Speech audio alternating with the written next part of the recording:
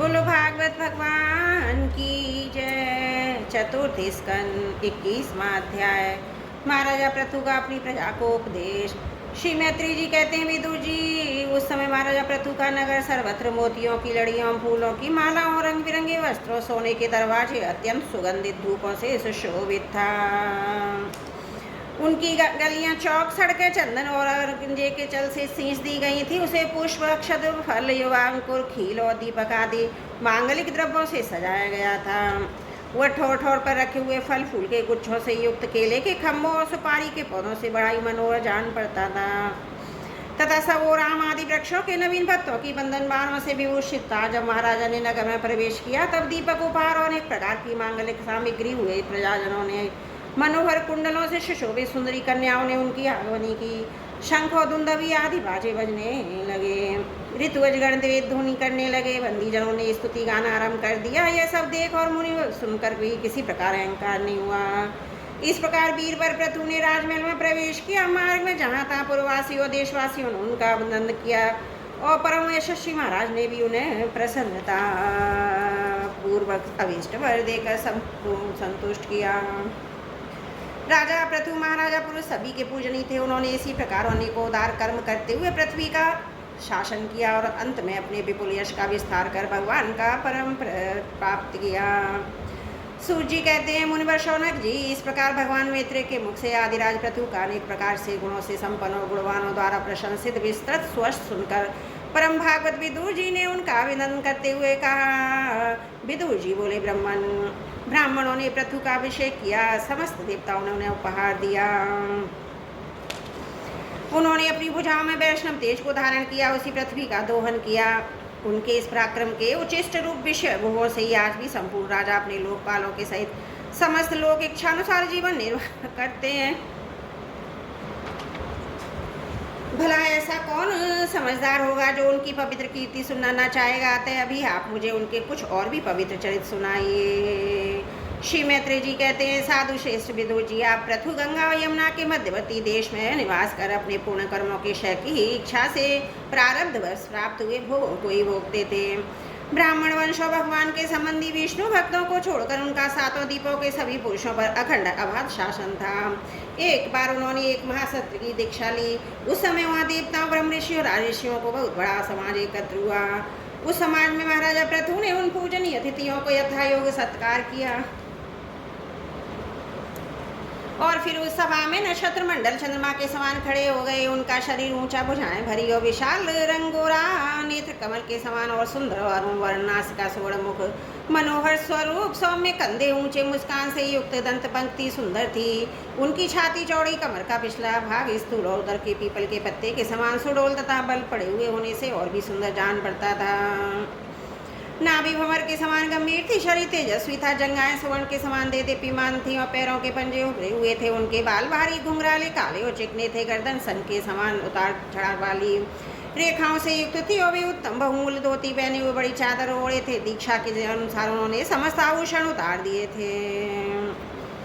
इसी से उनके शरीर के अंग प्रत्यंग की शोभा अपने स्वाभाविक रूप में प्रवश झलक रही थी। वे शरीर पर कृष्ण मृग का चर्म और हाथों में कुशा धारण किए हुए थे। इससे उनके शरीर की कांति और भी बढ़ गई। वे अपने सारे नित्य कर्म यथाविधि संपन्न कर चुके थे। राजा पृथु ने मानो सारी सभा को हर्ष से सरोवर करते हुए अपने शीतल और स्नेहपूर्ण नेत्रों से चारों ओर देखा। फिर अपना भाषण प्रारंभ किया। उनका भाषण अत्यंत सुंदर विचित्र पदों से युक्त, स्पष्ट, मधुर, गंभीर, निरंशक था। मानो उस समय वे सबका उपकार करने के लिए अपने अनुभव का ही अनुवाद कर रहे थे। राजा पृथु ने कहा, सज्जनों, आपका कल्याण हो। आप महानुभाव हैं जो यहाँ पधारे हैं। मेरी प्रार्थना सुने। जिज्ञासु पुरुषों को चाहिए कि संत समाज में अपने निश्चय का निवेदन करें। इस श्लोक में मुझे प्रजाजनों का शासन, उनकी रक्षा, उनकी आजीविका का प्रबंध तथा उन्हें अलग अलग अपनी मर्यादा में रखने के लिए राजा बनाया गया है। अतः इसका यथावत पालन करने से मुझे उनकी मनोरथ पूर्ण करने वाले लोगों की प्राप्ति होनी चाहिए, जो वेदवादी मुनियों के मतानुसार संपूर्ण कर्मों के साक्षी श्री हरि के प्रसन्न होने पर मिलते हैं। जो राजा प्रजा को धर्म की शिक्षा न देकर केवल उससे कर वसूल करने में लगा रहता है, वह केवल प्रजा के पाप का ही भागी होता है, अपने ऐश्वर्य से हाथ धो बैठता है। अतः प्रिय प्रजाजन, अपने राजा का परलोक में हित करने के लिए आप लोग परस्पर दोष दृष्टि छोड़कर हृदय से भगवान को याद रखते हुए अपने अपने कर्तव्य का पालन करते रहिए। क्योंकि आपका यथार्थ इसी में और इस प्रकार आपका बड़ा अनुग्रह होगा। विशुद्ध चित्त देवता पितरों महर्षिगण, आप भी मेरी इस प्रार्थना का अनुमोदन कीजिए, क्योंकि कोई भी कर्म बनने के अनंतर उसके कर्ता, उपदेष्टा और समर्थक को उसका समान फल मिलता है। माननीय सज्जनों की श्रेष्ठ मानवाओं के मत में जो कर्मों का फल देने वाले भगवान यज्ञपति हैं, क्योंकि ये लोक और परलोक दोनों ही जगह कोई कोई शरीर छोड़े तेजों में देखे जाते हैं। मनु उत्तान पाद मही ध्रुव राशि प्रियव्रत हमारे दादा अंग और ब्रह्मा विष्णु प्रहलाद बलि इसी कोटि के अन्य महानुभावों के मत में जो धर्म अर्थ काम मोक्ष शत्रु और स्वर्ग अपवर के स्वाधीन नियामक कर्म फलदाता रूप से भगवान गदाधर की आवश्यकता है ही। इस विषय में तो केवल मृत्यु के दो हित वेन आदि कुछ शोचनीय धर्म विमूढ़ लोगों का ही मतभेद है, इसका कोई विशेष महत्व नहीं हो सकता। जिनके चरण कमलों की सेवा के लिए निरंतर बढ़ने वाली अभिलाषा उन्हीं के चरण नख से निकली हुई गंगा जी के समान संसार ताप से तप्त संतप्त जीवों के समस्त जन्मों के संचित मनोबल को तत्काल नष्ट कर देती है। जिनके चरण तल का आश्रय लेने वाला पुरुष सब प्रकार के मानसिक दोषों को धो डालता है, वह ज्ञान और साक्षात्कार और रूप बल पाकर ही फिर दुख में संसार चक्र में नहीं पड़ता।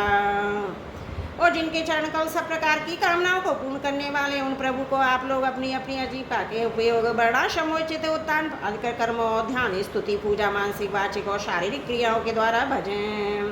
हृदय में किसी प्रकार का कपट न रखें या निश्चय रखें कि हमें अपने अपने अधिकारानुसार इसका फल अवश्य प्राप्त होगा। भगवान स्वरूप विशुद्ध व्यान घन और समस्त विशेषणों से रहित, किंतु इस कर्म मार्ग में जो चावल और विविध द्रव्य शुक्लादि गुण अपघात पूर्णादि क्रिया मंत्रों के द्वारा अर्थ आशय संकल्प लिंग पदार्थ तथा ज्योतिषोम आदि नामों से संपन्न होने वाले अनेक विशेष युक्त यज्ञ के रूप में प्रकाशित होते हैं। जिस प्रकार एक ही अग्नि भिन्न भिन्न काष्ठों में उन्हीं के आकार आदि के अनुरूप हस्ती है, उसी प्रकार वो सर्वव्यापक प्रभु परमानंद स्वरूप होते हुए भी प्रकृति काल वासना और अदृष्ट से उत्पन्न हुए शरीर में विषयाकार बड़ी हुई बुद्धि में स्थित होकर उन्हीं यज्ञादि क्रियाओं के फलस्वरूप से अनेक प्रकार के जान पड़ते हैं। अहो, इस पृथ्वी तल पर मेरे जो प्रजाजन यज्ञ भोगता है अधीश्वर सर्वश्री हरि एक निष्ठ भाव से अपने अपने धर्मों के द्वारा निरंतर पूजन करते हैं।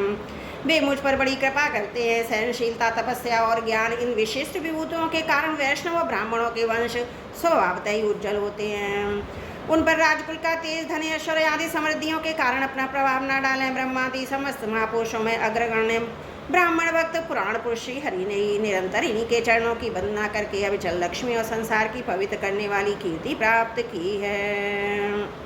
आप लोग भगवान के लोक संग्रह रूप धर्म का पालन करने वाले हैं तथा सर्वांतरयामी स्वयं प्रकाश ब्राह्मण प्रिय श्री हरि विप्रवंश की सेवा करने से ही परम संतुष्ट होते हैं। अतः आप सभी को सब प्रकार से विनय पूर्वक ब्राह्मण कुल की सेवा करनी चाहिए। इनकी नित्य सेवा करने से शीघ्र ही चित्त शुद्ध हो जाने के कारण मनुष्य स्वयं ज्ञान और अभ्यास आदि के बिना ही परम शांति रूप को मोक्ष प्राप्त कर लेता है। अतः लोक में इन ब्राह्मणों से बढ़कर दूसरा कौन है जो भविष्य भोजी देवताओं का मुख हो सके। उपनिषदों के ज्ञान परक वचन एकमात्र जिनमें ही गतार्थ होते हैं वे भगवान अनंत अंतरामी यज्ञ देवताओं के नाम से तत्वज्ञानियों द्वारा ब्राह्मणों के मुख में श्रद्धा पूर्वक हवन किए हुए पदार्थों को जैसे चाप से ग्रहण करते हैं वैसे चेतना शून्य अग्नि में होम हुए द्रव्य को नहीं ग्रहण करते। सब विगण जिस प्रकार स्वच्छ दर्पण में प्रतिबिंब का भान होता है उसी प्रकार उससे संपूर्ण प्रपंच का ठीक ठीक ज्ञान होता है। उस नित्य शुद्ध और सनातन धर्म वेद को जो परमार्थ तत्व की उपलब्धि के लिए श्रद्धा तप मंगलमय आचरण स्वाध्याय विरोधी वार्तालाप के त्याग तथा संयम और समाधि के अभ्यास द्वारा धारण करते हैं उन ब्राह्मणों के चरण कमलों की धूलि को मैं आयु पर्यंत अपने मुकुट पर धारण करूं, क्योंकि उसे सर्वदा सिर पर चढ़ाते रहने से मनुष्य के सारे पाप तत्काल नष्ट हो जाते हैं और संपूर्ण गुण उनकी सेवा करने लगते हैं। उस गुणवान शील संपन्न कृतज्ञ और गुरुजनों की सेवा करने वाले पुरुष के पास सारी संपदा अपने आप ही आ जाती है। अतः मेरी तो यही अभिलाषा है कि ब्राह्मण कुल गौवंश और भक्तों के सहित भगवान श्री मुझ पर सदा प्रसन्न हो गए। श्री मैत्रेय जी कहते हैं महाराजा पृथु का ये भाषण सुनकर देवता पितर ब्राह्मण आदि सभी साधुजन बड़े प्रसन्न हुए और साधु साधु यों कहकर उनकी प्रशंसा करने लगे। उन्होंने कहा पुत्र के द्वारा पिता पूर्ण लोकों को प्राप्त कर लेता है। श्रुति यथार्थ है। पापी बेन ब्राह्मणों के शाप से मारा गया था फिर भी उसके पुण्य बल से उसका नरक से निस्तार हो गया। इसी प्रकार हिरण्यकश्यप भी भगवान की निंदा करने के कारण नरकों में गिरने वाला ही था कि सो अपने पुत्र प्रहलाद के प्रवास से उसे पार कर गया। वीरवर प्रभु जी, आप तो पृथ्वी के पिता हैं और सब लोगों के एकमात्र स्वामी श्री हरि में भी आपकी ऐसी अविचल भक्ति है, इसलिए आप अनंत वर्षों तक जीवित रहे। आपका सोच बड़ा पवित्र है, आप उदार कीर्ति ब्रह्मण देव श्री हरि की कथाओं का प्रचार करते हैं। हमारा बड़ा सौभाग्य है आज हमको अपने स्वामी के रूप में पाकर अपने भगवान की राज में समझते हैं। स्वामी ने अपने आश्रितों को इस प्रकार श्रेष्ठ उपदेश देना आपके लिए कोई आश्चर्य की बात नहीं है, क्योंकि अपनी प्रजा के ऊपर प्रेम रखना तो करुणा में महापुरुषों का स्वभाव ही होता है। हम लोग प्रारब्धवश विवेकहीन होकर संसार अरण्य में भटक रहे थे, सो प्रभु आज आपने हमें अंधकार से पार पहुंचा दिया। आप शुद्ध सत्य में महापुरुष हैं और ब्राह्मण जाति में प्रविष्ट होकर क्षत्रियों की, क्षत्रिय जाति में प्रविष्ट होकर ब्राह्मणों की तथा दोनों जातियों में प्रविष्ट होकर सारे जगत की रक्षा करते हैं। आप परम पुरुष हैं, आपको हमारा बार बार नमस्कार। बोलो भागवत भगवान की जय। चतुर्थ स्कंद 21वां अध्याय समाप्त। त्रुटियों के लिए क्षमा प्रार्थी हूँ। बोलो भागवत भगवान की जय। चतुर्थ स्कंद 22वां अध्याय। महाराजा पृथु को सनकादि का उपदेश। श्री मैत्रेय जी कहते हैं, जिस समय प्रजाजन्म परंपराक्रमी पृथ्वीपाल प्रभु की इस प्रकार प्रार्थना कर रहे थे, उसी समय वही सूर्य का तेजस्वी 4 मुनीश्वर आए। राजा उनके अनुचरों ने देखा और पहचान लिया कि वे सिद्धेश्वर अपनी दिव्य कांति से संपूर्ण लोगों को पाप निर्वृत्त करते हुए आकाश से उतर कर आ रहे हैं। राजा के प्राण सनकादियों का दर्शन करते हुए जैसे विषयी जीव विषयों की ओर दौड़ता है, उनकी ओर चल पड़े। मानो उन्हें रोकने के लिए ही वे अपने सदस्यों न्यायों के साथ एकाग्र उठकर खड़े हो गए। जब ये मुनिगण अर्घ स्वीकार कर आसन पर विराज गए, तब शिष्टाग्रणी पृथु ने उसके गौरव से प्रभावित होकर विनयवश गर्दन झुकाए हुए उसकी विधिवत पूजा की। फिर उनके चरणोदक को अपने सिर के बालों पर छिड़का। इस प्रकार शिष्ट जनोचित आचरण का आदर कर पालन कर उनके यही दिखाया कि सभी सत्पुरुषों को ऐसा व्यवहार करना चाहिए। सनकादि मुनीश्वर भगवान शंकर के भी अग्रज है। सोने के सिंहासन पर वे ऐसे सुशोभित हुए जैसे अपने अपने स्थानों पर अग्नि देवता। महाराजा पृथु ने बड़ी श्रद्धा संयम के साथ प्रेम पूर्वक उनसे कहा। पृथु जी ने कहा, मंगल मूर्ति मुनीश्वरों, आपके दर्शन तो योगियों को भी दुर्लभ है। मुझसे ऐसा क्या पुण्य बनाया जिससे स्वतः आपका दर्शन प्राप्त हुआ। जिस ब्राह्मण और अंचरों के सहित श्री शंकर और विष्णु भगवान प्रसन्न हो, उसके लिए यह लोक और परलोक में कौन सी वस्तु दुर्लभ है। इस दृश्य प्रपंच के कारण महत्तादि यद्यपि सर्वगत हैं, तो भी वे सर्व साक्षी आत्मा को नहीं देख सकते। इसी प्रकार यद्यपि आप समस्त लोकों में विचरते रहते हैं, तो भी अनाधिकारी लोग आपको नहीं देख सकते। जिनके घरों में आप जैसे पूज्य पुरुष उनके जल तृण पृथ्वी ग्रह स्वामी तथा सेवक आदि किसी अन्य पदार्थ को स्वीकार कर लेते हैं, वे ग्रस्त धनहीन होने पर भी धन्य। जिन घरों में कभी भगवत भक्तों के परम पवित्र चरणोदक के छींटे नहीं पड़े, वे सब प्रकार की रिद्धि सिद्धियों से भरे होने पर भी एक वृक्ष के समान हैं। जिन पर सांप रहते हैं, मुनीश्वर हो, आपका स्वागत है। आप बालावस्था से मोक्षियों के मार्ग का अनुसरण करते हुए एकाग्र से ब्रह्मचर्य व्रत धारण करके श्रद्धापूर्वक आचरण कर रहे हैं। स्वामियों, हम लोग अपने कर्मों के वशीभूत होकर विपत्तियों के क्षेत्र रूपी संसार में पड़े हुए केवल इंद्र संबंधी भोगों को ही परम पुरुषार्थ मान रहे हैं। सो क्या हमारे निस्तार का भी कोई उपाय है। आप लोगों से कुशल प्रश्न करना उचित नहीं है, क्योंकि आप निरंतर आत्मा में ही रमण करते हैं। आप में कुशल और अकुशल इस प्रकार की बत्तियाँ कभी होती ही नहीं है। आप संसार नल से संतप्त जीवों के परम सुहृद हैं। इसलिए आप में विश्वास करके मैं ये पूछना चाहता हूँ कि संसार में मनुष्य का किस प्रकार सुगमता से कल्याण हो सकता है। यह निश्चय है कि जो आत्मा मंदिर पुरुषों में आत्मा स्वरूप से प्रकाशित होते हैं, उपासकों के हृदय में अपने स्वरूप को प्रकट करने वाले हैं, वे अजन्मा भगवान नारायण ही अपने भक्तों पर कृपा करने के लिए आप जैसे सिद्ध पुरुषों के रूप में इस पृथ्वी पर विचरा करते हैं। श्री मैत्रेय जी कहती, राजा पृथु ने युक्ति युक्त गंभीर परिमित और मधुर वचन सुनकर श्री सनत कुमार जी बड़े प्रसन्न हुए और कुछ मुस्कुराते हुए कहने लगे। श्री सनत कुमार जी ने कहा, महाराजा, आपने सब कुछ जानते हुए भी समस्त प्राणियों के कल्याण की दृष्टि से बड़ी अच्छी बात पूछी है। सच्चे साधु पुरुषों की बुद्धि ऐसी हुआ करती है। सत्पुरुषों का समागम श्रोता वक्ता दोनों को ही अभिभूत होता है, क्योंकि उनके प्रश्न उत्तर सभी का कल्याण करते हैं। राजन श्री मधुसूदन भगवान के चरण कमलों के गुणानुवाद में अवश्य आपकी अविचल प्रीति है। हर किसी को इसका प्राप्त होना बहुत कठिन है, और प्राप्त हो जाने पर हृदय के भीतर रहने वाले इस वासना रूप मल को सर्वदा नष्ट कर देती है, जो किसी उपाय से जल्दी नहीं छूटता।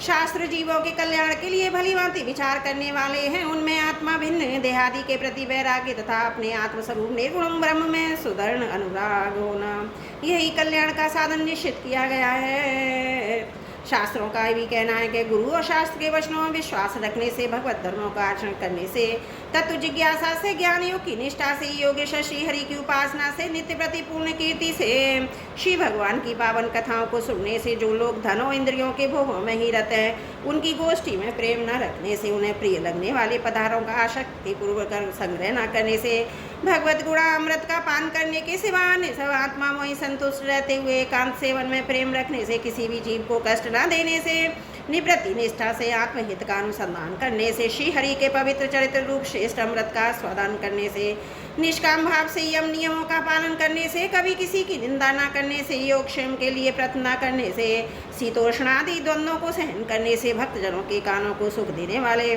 श्री हरि के गुणों का बार बार वर्णन करने से, और बढ़ते हुए भक्तिभाव से मनुष्य का कार्य कारण रूप संपूर्ण जड़ प्रपंच से वैराग्य हो जाता है, और आत्मस्वरूप निर्गुण ब्रह्मनासी ही उसकी प्रीति हो जाती है। पर ब्रह्म में सुदृढ़ प्रीति हो जाने पर पुरुष सदगुरु की शरण लेता है। फिर ज्ञान और वैराग्य के प्रबल वेग के कारण वासना शून्य हुए अपने अविद्या 5 प्रकार के कलेशों से युक्त अहंकारात्मक अपने लिंग शरीर को उसी प्रकार भस्म कर देता है, जैसे अग्नि लकड़ी से प्रकट होकर फिर उसी को जला डालती है। इस प्रकार लिंग देकर नाश हो जाने पर उसके कर्तव्य आदि सभी गुणों से मुक्त हो जाता है। फिर जो स्वप्न अवस्था में तरह तरह के पदार्थ देखने पर भी उससे जग पड़ने पर उसे कोई चीज़ दिखाई नहीं देती, उसी प्रकार वह पुरुष शरीर के बाहर दिखाई देने वाले घटपट आदि और भीतर अनुभव होने वाले सुख दुख आदि को भी नहीं देखता। इस स्थिति के प्राप्त होने से पहले ही पदार्थ जीवात्मा और परमात्मा के बीच में रहकर उनका भेद कर रहे थे। जब तक अंतकरण रूप उपाधि रहती है तभी तक पुरुष को जीवात्मा, इंद्रियों के विषय और इन दोनों का संबंध कराने वाले अहंकार का अनुभव होता है। इसके बाद नहीं, बाहर जगत में नहीं देखा जाता। जल दर्पण आदि निमित्तों के रहने पर भी अपने बिंब और प्रतिबिंब का भेद दिखाई देता है, अन्य समय नहीं। जो लोग विषय चिंतन में लगे रहते हैं उनकी इंद्रियां विषयों में फंस जाती तथा मन की भी उन्हीं की ओर खींच ले जाती हैं। फिर तो जैसे जलाशय तीर पर उगे हुए कुश आदि अपनी जड़ों से उसका जल सींचते रहते हैं, उसी प्रकार इंद्रियासक्त मन बुद्धि के विचार शक्ति को क्रमशः हर लेता है। विचार शक्ति के नष्ट हो जाने पर पूरा पर की स्मृति जाती रहती है। स्मृति का नाश हो जाने पर ज्ञान नहीं रहता। इस ज्ञान के नाश को ही पंडित जन अपने आप अपना नाश करना कहते हैं। जिसके उद्देश्य अन्य सब पदार्थों में प्रियता का बोध होता है, उस आत्मा का अपने द्वारा ही नाश होने से जो स्वार्थ हानि होती है उससे बढ़कर लोक में जीव की कोई हानि नहीं है। धन और इंद्रियों के विषयों का चिंतन करना मनुष्य के सभी पुरुषार्थ का नाश करने वाला, क्योंकि इनकी चिंता से वह ज्ञान विज्ञान से भ्रष्ट होकर वृक्षादि स्थावर योनियों में जन्म पाता है। इसलिए जिसे अंधकार से पार होने की इच्छा, उस पुरुष को विषयों में आसक्ति कभी नहीं करनी चाहिए, क्योंकि वह धर्म अर्थ काम की और मोक्ष की प्राप्ति बड़ी बाधक है। इन 4 पुरुषार्थों में भी सबसे श्रेष्ठ मोक्ष ही माना जाता है, क्योंकि अन्य 3 पुरुषार्थों में सर्वदा काल का भय लगा रहता है। प्रकृति गुण क्षोम होने के बाद जितने भी उत्तम और अधम भाव प्रकट होते हैं उनमें कुशल रह सके ऐसा कोई भी नहीं है। काल भगवान उन सभी के कुशलों को कुचलते रहते हैं। अतः राजन, जो श्री भगवान दे इंद्रिय प्राण बुद्धि अहंकार से आवृत सभी स्थावर जंगम प्राणियों के हृदयों में जीव के नियामक अंतर्यामी आत्मा रूप से सर्वत्र साक्षात प्रकाशित हो रहे हैं, उन्हें तुम वह मैं ही हूँ ऐसा जानो। जिस प्रकार माला का ज्ञान हो जाने पर उसमें सर्व बुद्धि नहीं रहती, उसी प्रकार विवेक होने पर उसका पता नहीं लगता। ऐसा है माया में प्रपंच, जिसमें कार्य कारण रूप से प्रतीत हो रहा है और स्वयं कर्म फल कलुषित प्रकृति से परे है। उस नित्य निर्मल और ज्ञान स्वरूप परमात्मा को मैं प्राप्त हो रहा हूँ। संत महात्मा जिनके चरण कमलों की उंगलादि की छिटकती हुई छटा का स्मरण करके अहंकार रूप हृदय ग्रंथियों को जो कर्मों से गठित है इस प्रकार छिन्न भिन्न कर डालते हैं। समस्त इंद्रियों का प्रत्याहार करते अपने अंतकरण को निर्विषय करने वाले सन्यासी भी वैसा नहीं कर पाते। तुम उन सर्वाश्रय भगवान वासुदेव का भजन करो। जो लोग मन और इंद्रिय रूप मगरों से भरे हुए इस संसार सागर को योग आदि दुष्कर साधनों से पार करना चाहते हैं उनका उस पार पहुंचना कठिन नहीं है, क्योंकि उन्हें कर्णधार रूप श्री हरि का आश्रय नहीं है। तय तुम तो भगवान के आराधनीय चरण कमलों को नौका बनाकर अनायासी इस दुस्तर समुद्र को पार कर लो। श्री मैत्रेय जी कहते हैं, विदुर जी, ब्रह्मा जी के पुत्र आत्मज्ञानी सनत कुमार जी ने इस प्रकार आत्म तत्व का उपदेश पाकर महाराजा पृथु ने उनकी बहुत प्रशंसा करते हुए कहा। राजा पृथु ने कहा, भगवान दीनदयाल श्री हरि मुझ पर पहले कृपा की थी, उसी को पूर्ण करने के लिए आप लोग पधारे हैं। आप लोग बड़े ही दयालु हैं। जिस कार्य के लिए आप लोग पधारे हैं उस आप लोग से अच्छी तरह संपन्न कर दिए। अब उसके बदले में आप लोगों को क्या दूं? मेरे पास तो शरीर और इसके साथ जो कुछ है सब कुछ महापुरुषों का ही प्रसाद है।